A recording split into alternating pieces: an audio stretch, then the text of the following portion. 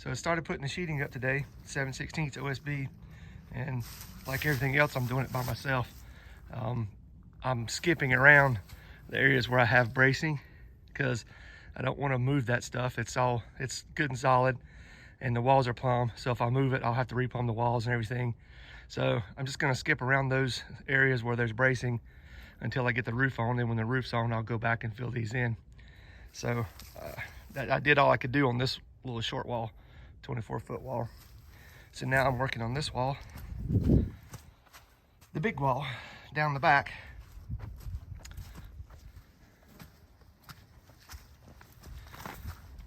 So I got a couple sheets up already, skipping around where I have my bracing. So what I'm doing to make sure I have enough space for my sheet when I come back is just laying off 48 inches and putting a mark, doing the same thing up high. And I'll keep those in line, and that way that'll give me plenty of space, and I shouldn't have to do any trimming to fit that last sheet in the hole, hopefully, if all goes well.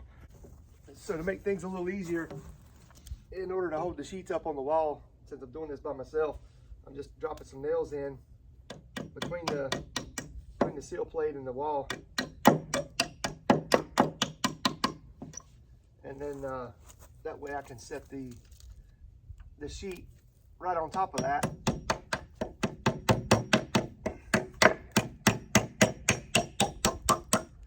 And that'll hold it up while I'm trying to nail the sheet on.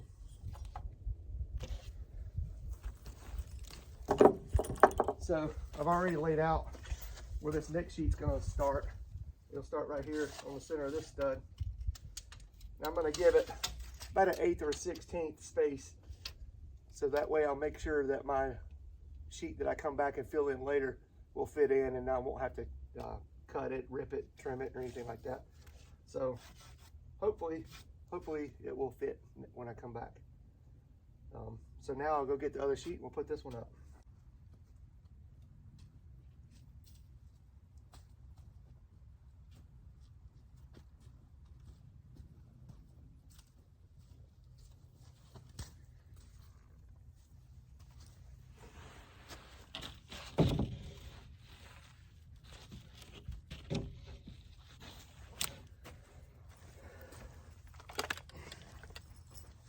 I'm being lazy because it'd be a whole lot faster with my air gun. I didn't want to drag all that out just to put a few sheets up today. So I'm just using this. I mean, this is good, but it's so much slower than using an air gun. The air gun, you can just go to town. With this, you gotta wait for it to rev back up and then fire, and then it slows down and you rev back up and fire. It just takes a long time. Plus, it's a whole lot heavier. But you give up some stuff for the convenience of not having cords and air compressors. So I'm getting by with it. It's hard to get to with the it's hard to get to with the footings dug out right by the wall.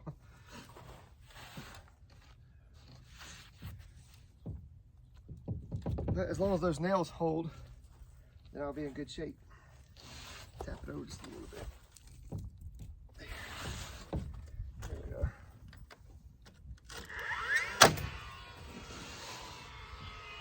Take my mark here.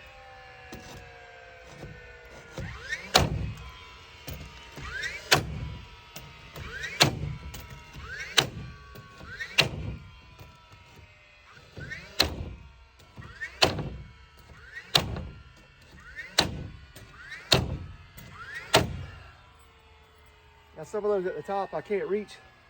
I'll come back with a step ladder and knock those up when I get to it.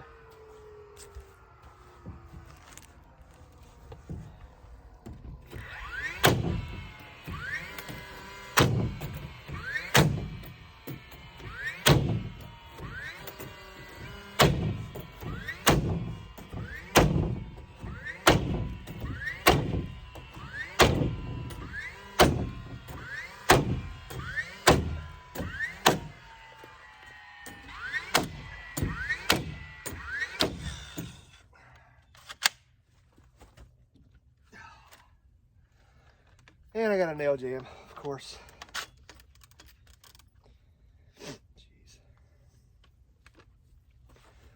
Never fails, never fails. And that's another reason I can't stand this gun, because it jams all the time.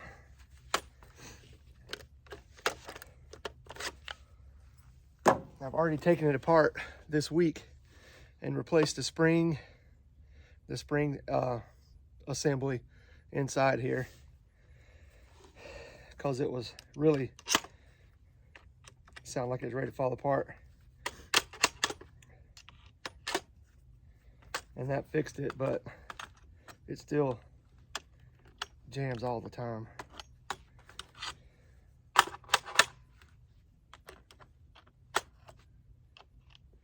And then the Allen key is really hard to get out, but it doesn't get lost, so I guess that's okay. So now loosen these 2 Allen bolts. And usually the plunger will fall back in and I can get my jam nail out. Sometimes you have to take the thing completely apart to get the nail out.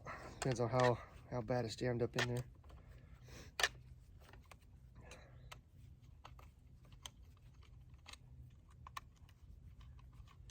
And this one seems like it's jammed in there pretty good. I'll have to get it. Well, if you heard that click, that's the plunger going back in. And there's the nail.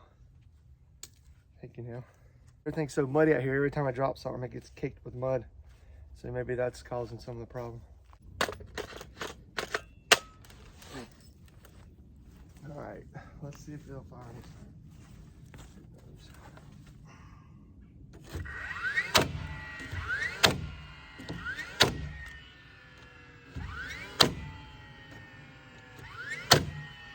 So I don't know if you can see, but the sheets come pre-marked 16 inches for your studs. So as long as you have your studs laid out correctly, you can follow the printed lines on here and hit your studs. Sometimes you miss, you veer off one way or another, and you go back from the inside and pop them back out and nail a nail beside it, and you know, just to ensure that the whole thing's nailed correctly. But for the most part, you can follow the lines and nail it on the studs.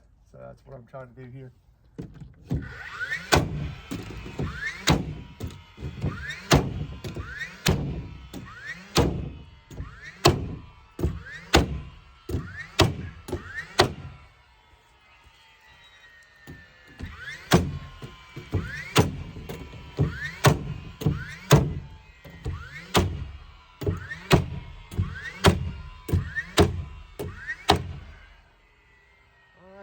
Hopefully that'll get it. Sometimes I can reach part of these.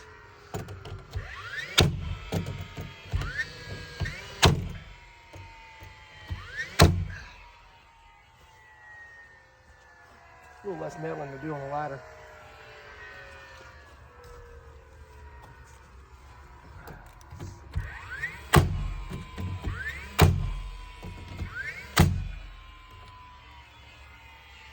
All right.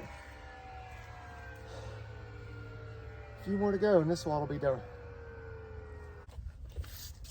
So now what I'm doing is just making sure everything's gonna line up the way it should for 48 inches. So now I'll leave a tiny gap in between each sheet for expansion and contraction.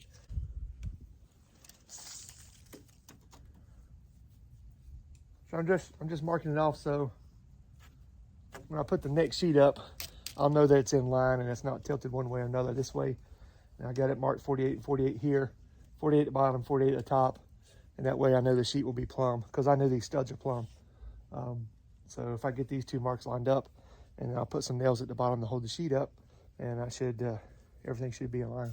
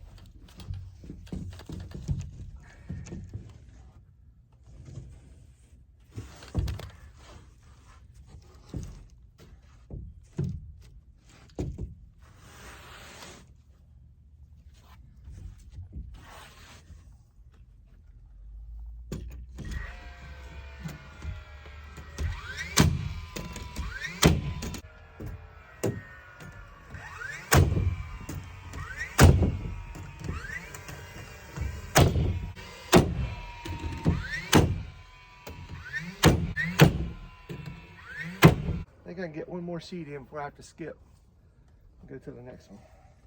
All right, so maybe I'll just time lapse the rest of this wall. You can just watch it go up quickly.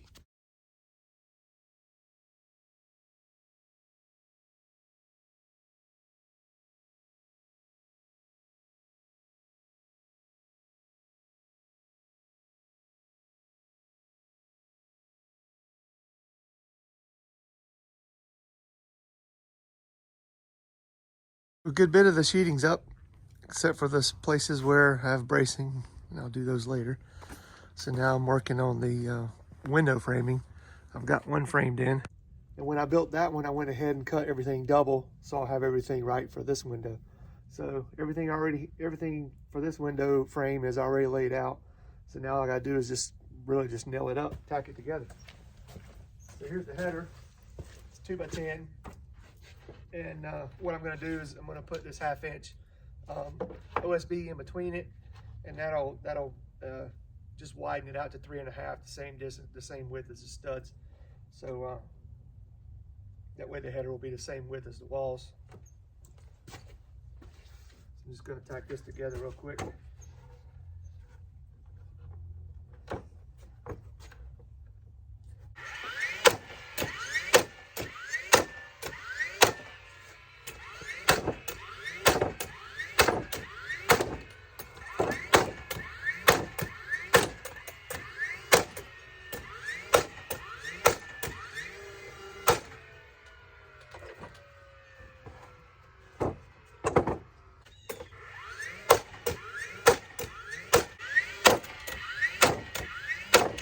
So I think I'm gonna build this one laying down. The last one I built standing up, and it went okay, but I think I'm gonna build this one laying down and just stand it up myself. So I'll move you over here.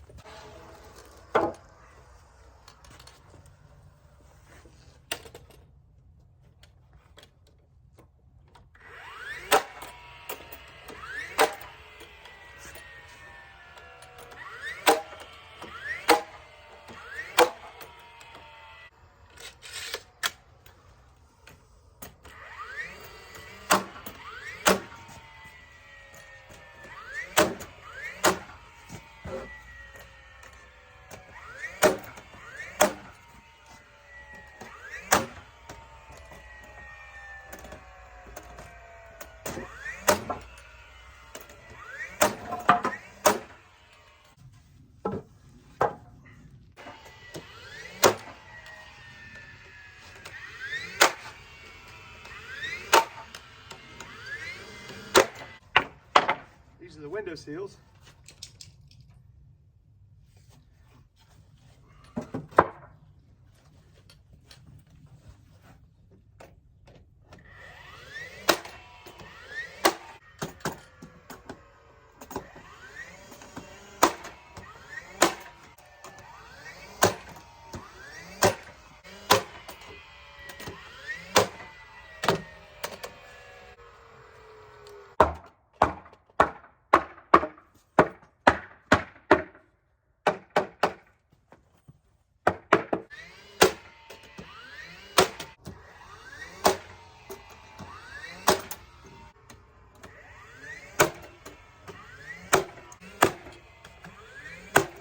I'll probably stand this up and put the cripples in lighter. That's the little studs that goes in between. I think I'll go ahead and stand it up now. I'll move you a little closer. Well, I came over here to turn the video off because I was done videoing. I got the window set in, or the window framed out, and the video was already off, so I forgot to turn it on apparently. But it went up much easier. I set it in place and then nailed the jacks in. These are the jacks, and they run all the way from underneath the header straight down over top of the seal, double seal, and all the way down to the plate on both sides. Has one jack on each side. And then I nailed the seal, or the cripples, which are these studs here. Those are called cripples. But anyway, so that went a lot easier and faster, you know, mainly because I'd already cut everything from the first window and already knew what sizes everything needed to be. So I got those cut. But overall, I think the window placement of this wall will look pretty cool. 2 big windows should bring a lot of light in. I think that'll be nice. These are 36 by 60 inch window, or will be 36 by 60 inch windows. So I framed the openings about an inch oversized. So that'll give me room to plumb the windows up. If something's just slightly out of square, then excuse me, that'll give me room to square the windows up in the hole and get those right. But overall, with those size windows in that wall, I think that'll look really nice. Bring a lot of light in. This is the side that I'll be working on, or working in. This will be my workshop side. So I wanted to get some light in here, but I didn't want windows in the back because it backs up to the woods. And I didn't feel the need to have windows over here. But I just wanted some windows to bring some light in, but I didn't want to create too many opportunities for somebody to come sneaking in here. So I figured I would just put 2 windows on the side. You know, this side is visible for the most part. And then the front will have 2 garage doors and a man door. So be plenty visible, and I'll have cameras over there too. But you know, I think that was the best placement for the windows that I could think of without overkill. Didn't need to be too many windows. There on this side is, you know, this is going to house my tractor and side by side, and you know, different things like that. So I really didn't see the need to create more light, or you know, need more windows or more access or anything like that. So I think what I got will work out good. Tomorrow, hopefully, in the afternoon, I'll come back and sheet up part of these walls. I can only do maybe from the windows in, I could probably put 2 or 3 sheets up, maybe. That brace in the middle is probably gonna be in the way. The braces on the corners will be in the way. So I don't know, I might be able to get 2 sheets up and that'll be it. And then I'll probably start working on this front wall. I've ordered the LVLs, headers for this 16-foot garage door. For this garage door, I'm using 2 2x12s. Here's one of them. So I'm gonna use those, put 1/2 inch plywood, 7/16 OSB in between them to make them 3.5 inches wide, thick, 3.5 inches thick. And then I'll use that for the smaller door. That's an 8-foot opening. And I'll just use 2x10 or 2x12 header for this man door. But the LVL is gonna go there, and I'll use my tractor to put that up because that'll be heavy. Last time I did that, I used a HVAC lift. I rented one from Sunbelt and lifted the headers up that way, and that worked out pretty good. But now that I have a tractor and I'm at home and my tractor's here, I'll use my pallet forks to raise the LVL, set it in place, and I'll nail it off. Hopefully that'll go pretty easily and I won't have to rent anything to get it done.